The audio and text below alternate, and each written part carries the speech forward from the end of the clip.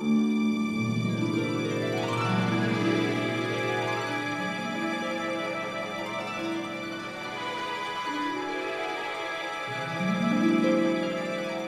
Fredrik Gerten, and I'm the filmmaker. And I'm Leilani Farha, and I'm the advocate. And this is our Berlin special podcast, Leilani. We try to be at it when it's happening, and it's kind of alarming news coming out of Berlin. Have you noticed? I sure have noticed. It's devastating for tenants. There's no doubt about it. The Constitutional Court ruling, striking down Berlin's rent cap, obviously something that tenants really needed, wanted, and were relying on. Big news. Yeah, and it's obviously that people now can get like thousands of euros in claims from landlords. And in the middle of this pandemic, when so many people may have very unstable income stream, it's devastating. 20th of January last year, 2020, the Senate of Berlin decided on a rent cap on all apartments in Berlin, on not the new built, but the older apartments. And a lot of people got their rent lowered big time. So a year of lower rent is now to be ended. For us now we need to know more, and we have invited two Berliners to our podcast. It's Florian Schmidt, who is a local councillor in Kreuzberg, Friedrichshain, is it? And Florian was also featured in the film Push. Not as strongly as Leilani, but still featured. And then we have Christoph Trautwetter, who is an independent researcher working for the Rosa Luxemburg Stiftung, but also for the Tax Justice Network of Germany. And he is looked deeply into the German real estate and all the investments floating in. Welcome to Pushback Talks, Christoph and Florian. Yes, welcome. Welcome. Hello. Florian, you were out on the streets this weekend. It was like something, it really took off quick. Of course, yes. It was a surprisingly big manifestation on Friday, only some hours after the city got the information. And there have been more than 10,000, maybe 20,000 people on the streets with a lot of anger and asking the federal politics to react quickly and to try to fix what the federal court now has done. Because it basically means that people have to pay back money. Yes, since more than 1 year, the rent cap was decided, and every landlord has to adapt. Not all the rents have been touched, but a lot, and many people have now to fill the hole. That can be only 10 euros a month, but it can also be 400 euros a month. Some people, which is really hard, they rented a new flat and they maybe did not be aware of the risk that this law could be challenged by the federal court, and they rented a flat that they could not pay in reality with the old rent. So it's really hard for them. It's really the hardest thing what could happen then. So that could be like 5,000 euros on one. Yes, but one thing is what you have to pay back. But the other thing is if you rent it now a flat that is too expensive for you, then maybe you cannot stay in the flat. And so these are really hard cases that the politics in Berlin now have to take care of. Christoph, you've been really looking into who owns Berlin. That's like a part of your amazing research. How did you react on this announcement that came Friday? Well, I missed the demonstration and the good vibes that were going around there, but I heard reactions from many people who got new aspirations from that demonstration. But maybe looking at the raw figures, we have about 2 million apartments here in Berlin. And we saw that between 300 and 500,000 of those apartments had their rents lowered, and several hundred thousands more who didn't have their rents increased during this 1.5 years of the rent cap being instituted. So it's really a big share of the population that is negatively affected by this decision of the court, and a big part of the population that is asking now, hopefully, for a more progressive rent regulation at the federal level. Leilani, what was your quick reaction to this? I mean, my first reaction was complete solidarity with the tenants who are obviously, as Christophe just said, so many tenants deeply affected by the judgment. On the other hand, I think the court was very clear in saying this is the federal government's role, and it's clear that tenants need affordable housing. Well, the court didn't say that, but it's clear from the people on the streets, from what tenants have been organizing and saying, they need more affordable housing. And so, to me, the writing is on the wall. The national level government has to act and has to ensure affordable apartments for Berliners. And in fact, that is their human rights obligation anyway, under international human rights law, affordable housing. It's one of the key aspects of the human right to housing. So I think in a way, the court has laid down the gauntlet to the national level government to say, okay, now it's time. That's a very positive reading. Maybe just a very small add-on to that. I think the courts didn't only pass on the responsibility to the federal government. I think I was disappointed personally that the court didn't address the rent cap at all. They basically just said it's not Berlin's responsibility, but in the German constitution it says ownership comes with responsibility and people have a right to housing, and the court hasn't addressed this issue at all. They haven't said anything on the content and the idea of the rent cap and how our constitution allows for regulating rents beyond the rent cap that we have. And I think that was the major disappointment of that decision, basically, that the court has chosen the easy way to just say it was not Berlin's responsibility and hasn't addressed the content issue at all. I totally agree with what Christoph said. We can design the framework, the political framework of the whole housing market. It always has been like this. Oh, rents are rising. That's what since ever happens, and that's what life is. You have the strong landlords and the weak tenants. That's a kind of gap of power, and that's what society is. So this law, even if the court stopped it, has now made possible that people are consciousness that this could be different. Yeah, the power of politics is to maybe also tell people that things are possible. The world could be different. And now you have more than a year experience of a different way of putting up the rents. So it's very interesting. And I think it's hard to turn around. The right and liberal politicians, the only thing they said is now, we have to take care of the tenants who have problems now. They have not said, yes, that's our game and we did it, because they know exactly that this will fall back on themselves. I mean, to our listeners, this lawsuit that brought the Berlin Senate decision was challenged by 284 members of the German parliament from the government, the CDU, CSU, and from the FDP. So it's like center-right parties. So basically the voters have names of every parliamentarian that are now pushing up their rent. It seems like very bad politics. There are almost 2 million apartments in Berlin, and then 1.6 million are renters. So also the situation is quite unique in Berlin with so many people renting, meaning also people who vote for conservative or center-right parties. So they're in some way also punishing their own voters. I didn't realize that it was members of parliament themselves challenging the Berlin rent cap. And I mean, obviously the frame I use, the law I use is international human rights law.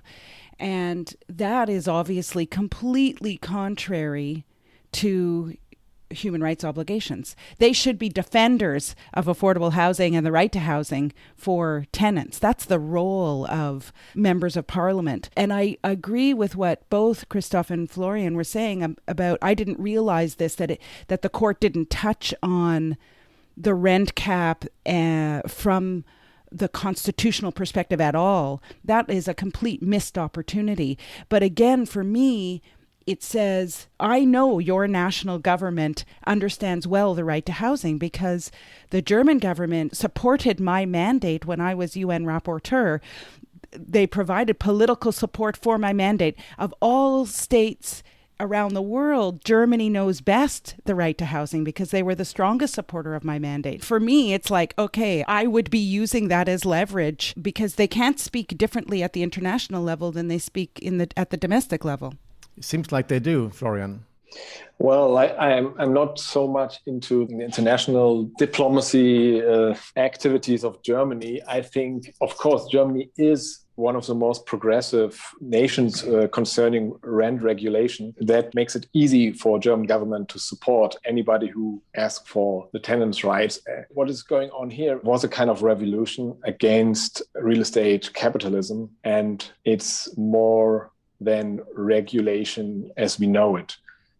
That's why the right-wing liberal parties really stopped it with the help of the constitutional, and they represent the owners, they represent parts of the economy, and they have the highest donations from real estate industry for the party. So there's a direct link in a kind of political class that is right-wing liberal class and real estate, because real estate, as you know, is one of the biggest business in the whole world. In every nation, it's like 20% of the whole economy. No, this points towards Christoph, because this is exactly what you've been looking into. Berlin has had, as many cities around the world, a very radical raise of rents. It's been pushed up over very few years to the extremes.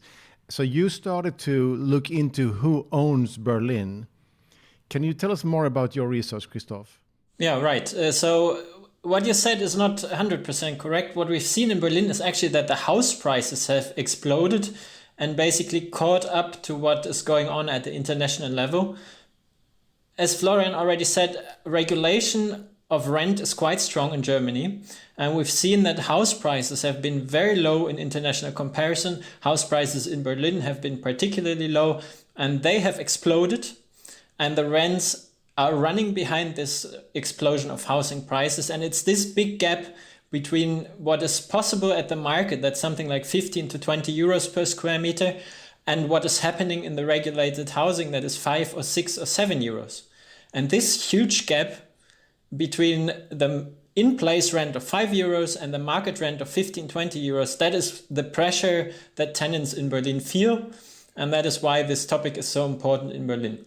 Now, if you look at the ownership structure and you ask yourself who has benefited from this huge increase of prices, the huge increase of the assets that they hold here in Berlin, you see that about half of those people have been multimillionaires before and have tripled or doubled their wealth without doing anything for it, right? Without moving any finger, just because they used to own big parts of Berlin. Now they're 3 times richer than 10 years ago because of this increase. And I think that's the central finding of my research, that the owners of Berlin real estate are not individuals who have 1 or 2 apartments, but it's very few thousand people who own big chunks, sometimes a few thousand apartments, sometimes a few hundred, or even just dozens of apartments, which very quickly makes them multimillionaires. So a wealth of 10, 20, 200 or even 2 billion euros that is passed on from generation to generation or is traded on the financial markets, and that has doubled or tripled in the last 10 years. There is not an official register who owns what in Berlin. So you've been trying to trace the ownership. And there is one story that you published like a few months ago that also some of the bigger news magazines reported. I could see that, for example, Blackstone, our favorite hedge fund that we like to talk about, you were tracing some property back to them, but it was a long journey. Can you tell us about that journey? That's a story that most researchers who try to understand real estate ownership around the world can identify with, because the situation is similar to many other places in the world. First of all, there is a register that records the legal owners. Like in most places, real estate ownership registers, that's an ancient thing. In Germany, we have them for over 100 years. But we have a problem, they are not openly accessible. You can access individual entries. As a tenant, you can ask who owns your building. As a researcher or a journalist, you can, under certain circumstances, explain to the register why you need the information, and you get individual information. But we don't have the whole data. So we can't do a data analytics. We can't do real research with the data because we only have individual entries and we have to puzzle it together. So the research is more of a puzzle than of a real analysis that you would be used from research. Now, if you look at Blackstone, we see a second problem. In the case of Blackstone, it's not only getting access to the real estate register, but it's also a question of corporate intransparency and registers of corporate ownership around the world. That is a problem. So if you look at Blackstone, you will see that they have German companies, many different German companies, dozens of companies owning individual houses in Berlin. And above those companies, you have complex structures in Luxembourg, in the Cayman Islands, and then all the way up to Delaware and to the US.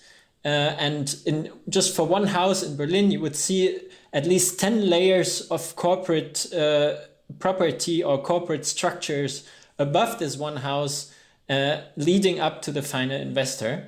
And that's once you get access actually to the ownership, to understand the structures behind and the real owners behind, very often you have to go through the layers.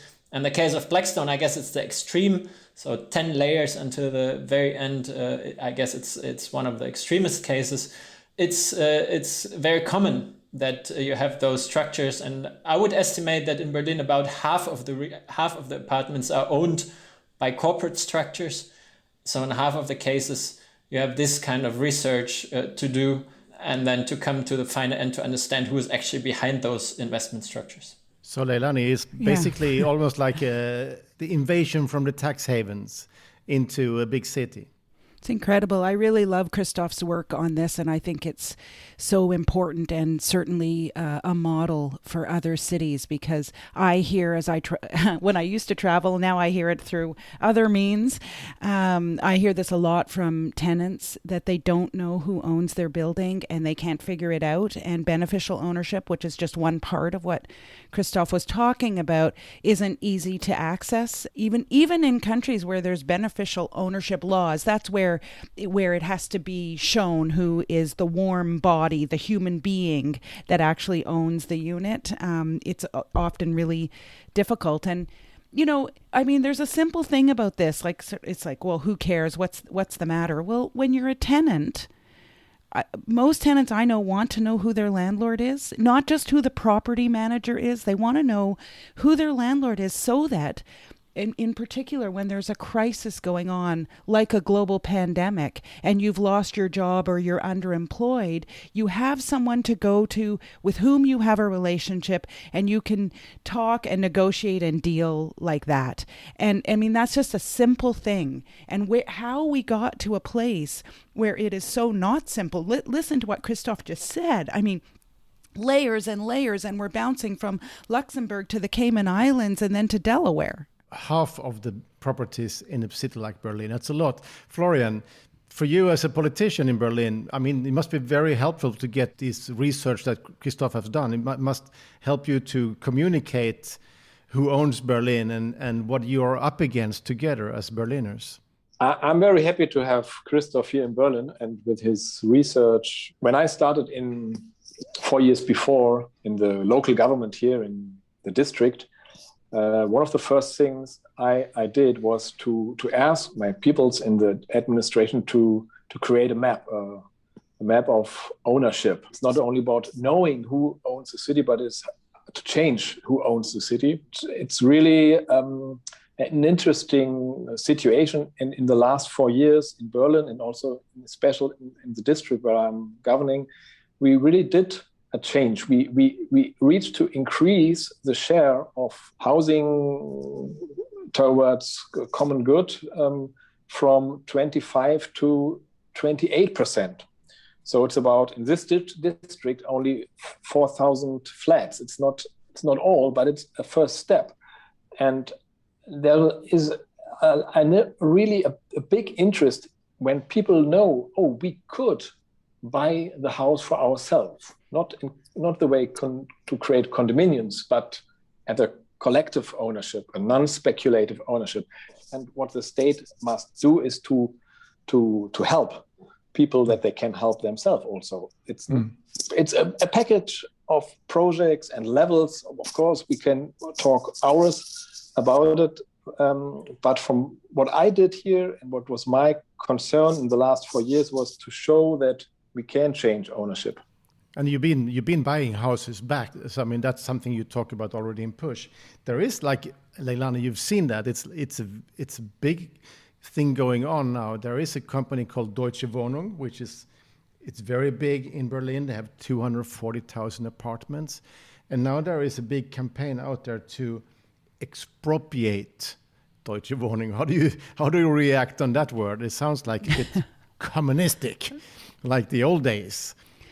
I think it's a lovely word, and I think it's a timely word because so much expropriation has happened the other way. It just hasn't always been called expropriation, but really the extraction of wealth and profits from everyday people has been going on. That's a kind of expropriation by entities like Blackstone and other private equity firms and hedge funds. But I'm very interested to hear more from Christoph and Florian about what's happening with this referendum and how's it going to roll.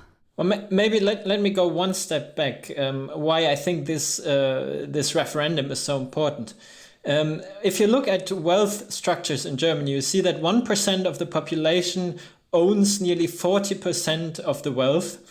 And as I said, a few thousand people nearly own half of Berlin, right? So at the heart, real estate is a question of distribution of wealth, right? And you could say it's also a question of regulation. You can say it's fine if a few thousand people own the whole city, if they can just rent out for €5 and they do it nicely, that's perfectly fine. But that hasn't worked very well. And we see that even though our constitution says ownership comes with social responsibility, that's not what actually happens. We see that owners stay anonymous. And as Leilani said, they're not available for this negotiation in the pandemic to see that can we not just be responsible and be nice. But we see that the financial market has removed this responsibility completely.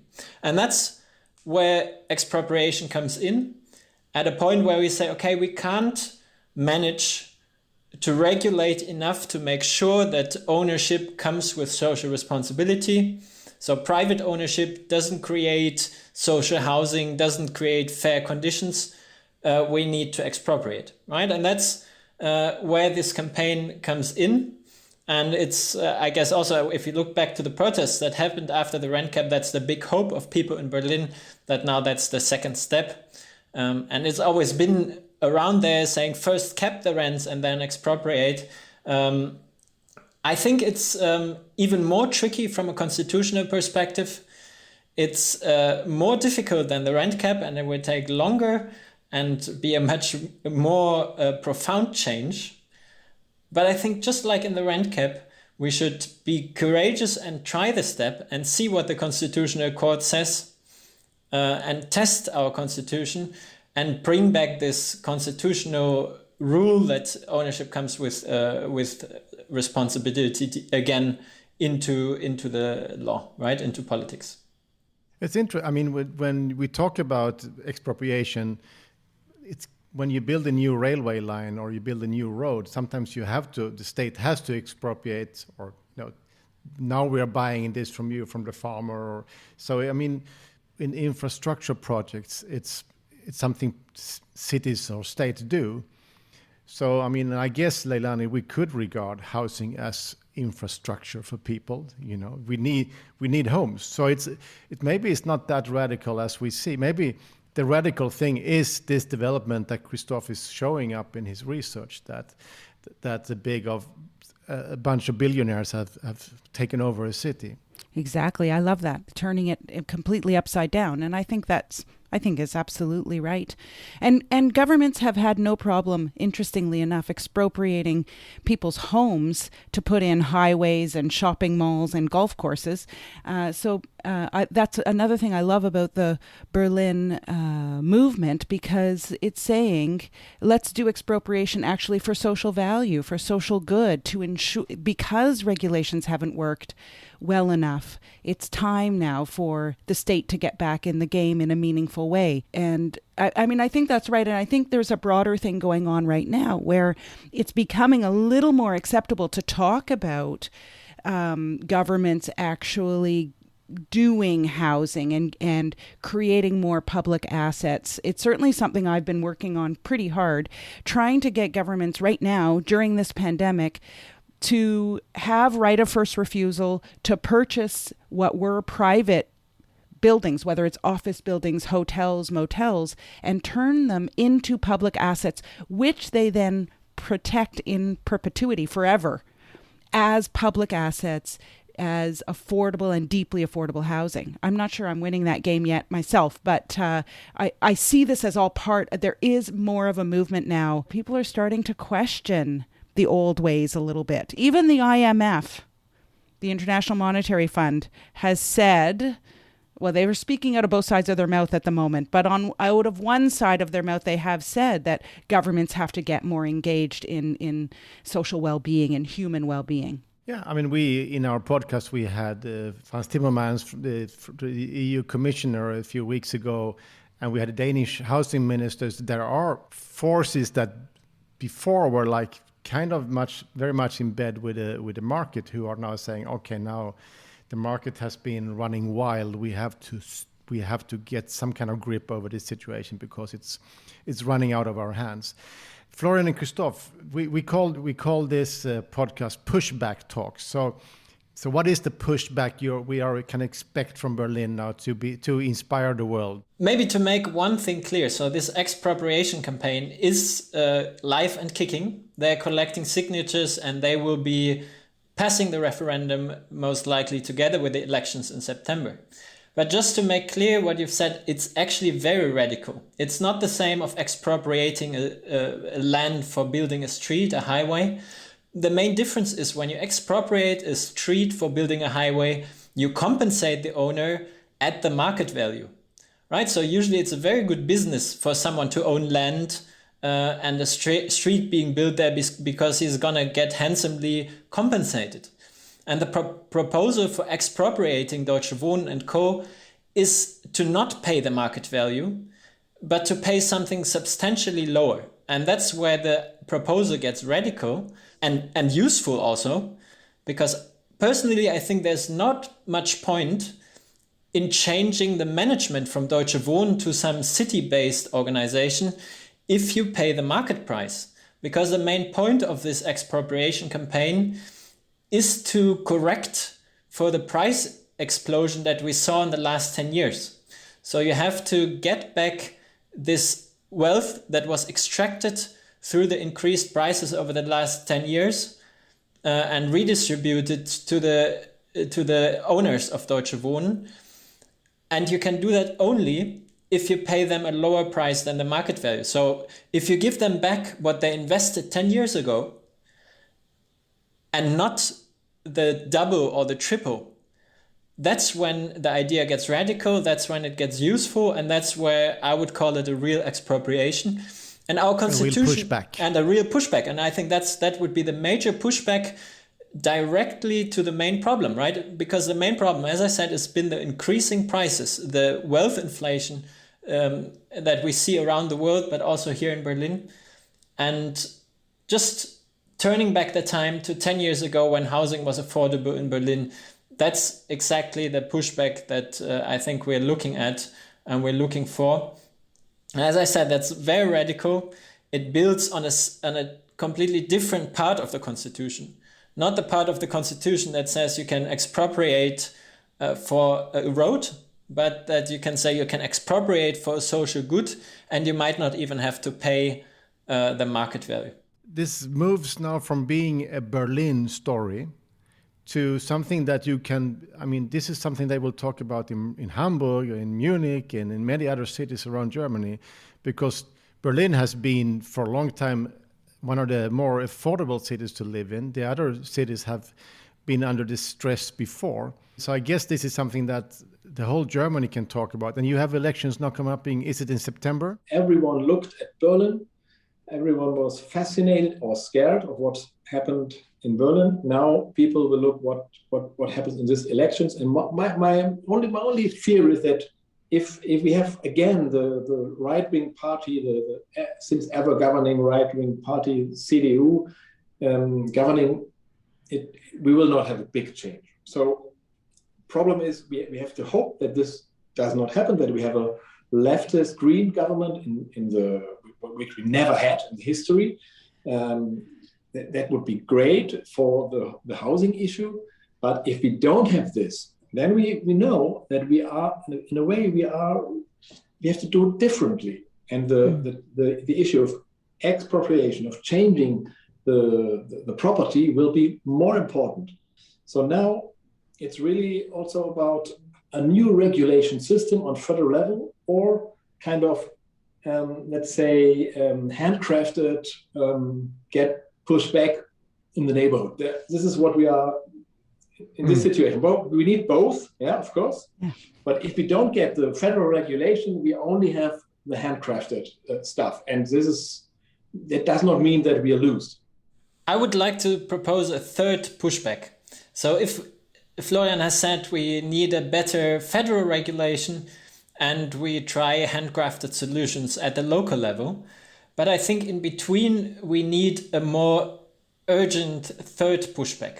Right? The expropriation is a local, very direct and very radical pushback to the housing crisis. But the underlying issue is a question of unequal distribution of wealth. And we don't get that solved as easily, I'm afraid, as the housing activists in Berlin might hope.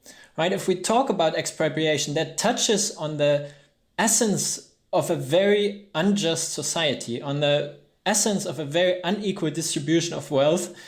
And I'm happy if we manage with the expropriation campaign to change the society in such a basic way, but I'm critical that this will happen in any meantime. That's why I would say we need a much more direct preparation to make this fundamental change. And this direct pushback is more transparency.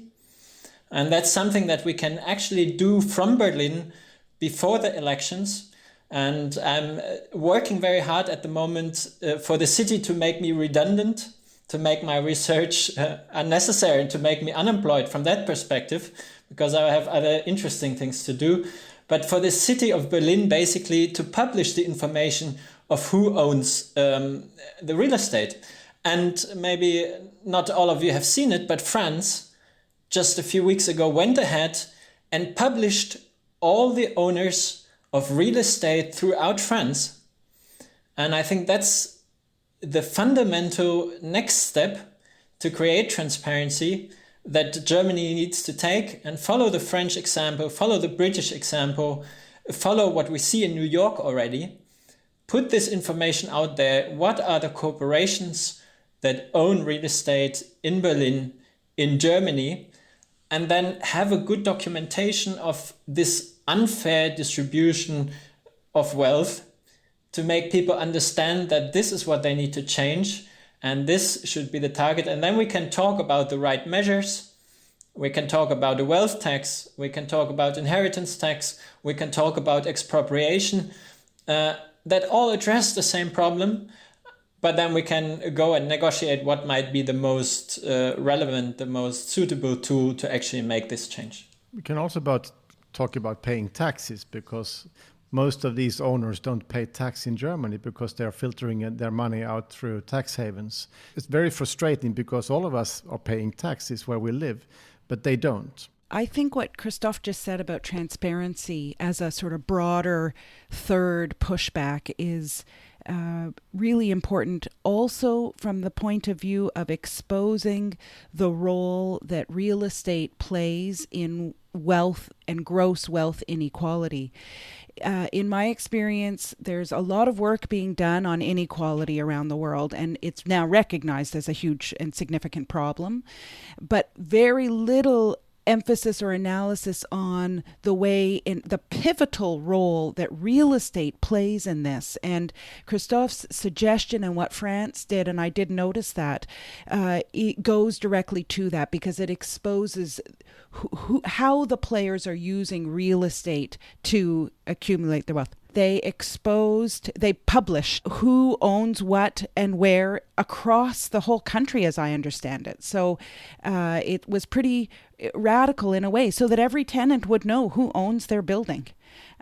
So it's a level of transparency that should be just normal. That should be normal. And I've been involved in the U.S. out in California in a case where they were just a legal case where they were just trying to get that information exposed, and in fact the case was not successful. So this transparency issue is very key, but I like it linked to real estate because Frederick, you and I know, we've been talking about this now for many years, the way in which so much corrupt money, that I read that statistic, 80% of corrupt money lands in real estate. We know the Golden Visa program is geared toward real estate. There's so many ways in which real estate is the driver of inequality, and people don't talk about it that way. It remains a thing that people want a piece of, right? Everyone wants a piece of real estate rather than understanding the way it drives this gross inequality and all of the effect of inequality. The story of Berlin is also that the very culture of Berlin is threatened, and that goes to almost every city. We've talked a lot about a bookshop in Berlin that is under pressure. And can you tell me about that, the bookshop story on Oranienstraße, Christophe? It's also a very interesting case. So this bookshop is owned by an investment fund from Luxembourg. And at the moment, they can't find out who is behind, so the warm blood person behind that investment fund in Luxembourg. The building of the bookshop, you mean? Yeah. Right. So the owners want to kick out the bookshop, and the contract of the bookshop has been cancelled in the middle of the pandemic. And the bookshop said, we don't want to be expropriated, we don't want to be kicked out at this moment, and we would like to talk to our owners and negotiate a better solution. But they don't manage to reach their owners, they just manage to talk to the lawyer of the managers of the investment fund. And we've tried everything to find out who's the warm blood person behind this investment fund, and we always end up with 3 wealth managers from Liechtenstein and Switzerland who say they're the trustees, right, who manage this money on behalf of someone that they don't want to tell us. And we have very strong hints that this is a wealthy family from Sweden and from the UK, billionaires that inherited their wealth in the 3rd generation from their grandfather, and that are now using this money for philanthropy around the world. So they do good things with the money, but they earn it in a very bad way. For example, this family, one of these foundations is supporting the Granta magazine in the UK. So they put money into progressive projects, but then their money is placed around the world. And I guess not every single family member knows exactly where the money comes from, because you have asset managers who runs the show. But that's exactly why transparency is so important, because maybe the owners themselves, the warm body as we're talking, maybe they actually would care about letting the bookshop stay. The warm body themselves might actually have an interest in ensuring that bookshop stays where it is. So I wanted to just say that Berlin and Berliners have been an inspiration to me in my work for many years now. And this podcast now, just talking with you, Christophe and Florian, has renewed the inspiration I feel from you. And I'm in the middle of trying to draft some human rights directives for governments about how they should be dealing with financialization. And I take huge inspiration from some of the things that Christophe and Florian said to us, Frederick, today. The idea that regulation isn't enough, for example, which is so clear. The idea that we need to do more radical things. And Christophe was talking about actually disrupting land value. That's how I took what he was saying, disrupting it and not allowing the market to dictate current values. And then just the idea of consciousness, which I think push is all about. I love what Florian said, once you hit consciousness, there's no going back. And that's what Push the film was intended to do, was to force a kind of consciousness. And I think our friends in Berlin force a kind of consciousness on all of us. So that's my inspiration. For sure, Florian and Christophe, we will follow you deeply. What you're going to do now. So, do you have any final words to our listeners out there, Florian, Christophe? I think I said a lot of how we can interpret the whole situation positively, but I think one thing we have not said is we always see the capitalism here as the problem, but maybe there is also an opportunity if we could regulate the money, because when I did some right to first refusal, I also worked with common good banks and cooperatives, and there are some banks who really give the opportunity to the people who have money to invest the money in a good way. And this anonymous system of capital is a big problem, I think.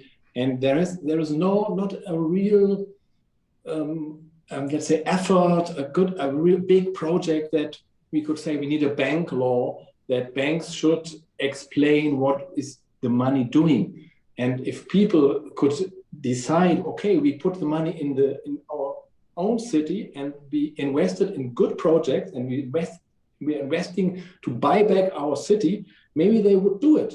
And I made the experience that people are able to get some money from their family if they can buy their own flat in a cooperative system. So one movement should also be to try really to educate banks, and also give people the opportunity to invest their money in let's say common good projects, not only housing. Just an idea that could also be interesting in this situation. I fully agree to Florian's last point, and I'm very happy to see that our research has reached exactly that target where it has to go. So it's a question about taming capitalism and financialization, and that's not a local question, it's an international question. It's a question that we can explain very well through housing, because that's where financialization reaches the doorstep of people. But it's not where the problem can be solved. The problem will have to be solved internationally.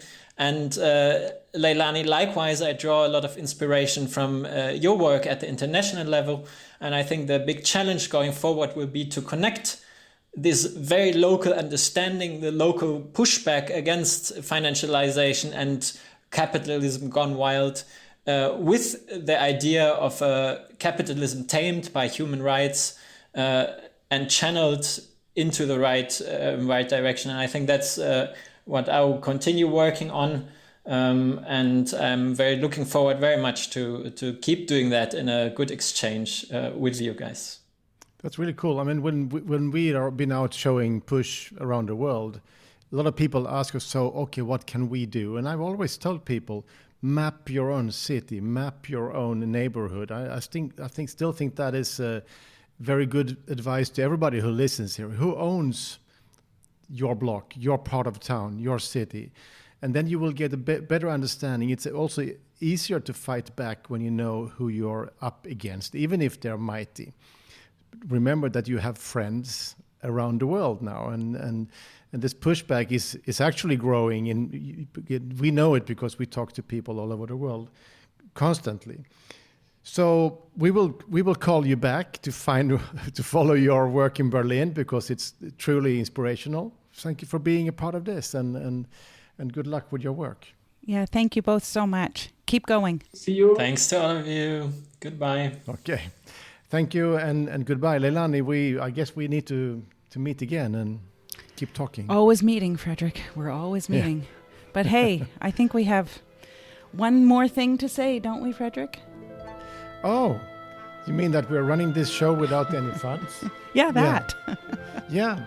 So we're doing this because we have time, but not because we have money. So I will soon hopefully be on the road to make new films, and then we will need to be able to fund this. So go and support us, please. Pushback Talks is produced by WG Film. To watch Push, visit pushthefilm.com. You can also support us by becoming a Patreon at patreon.com/pushbacktalks. Thank you so much for listening, and we'll see you again next week.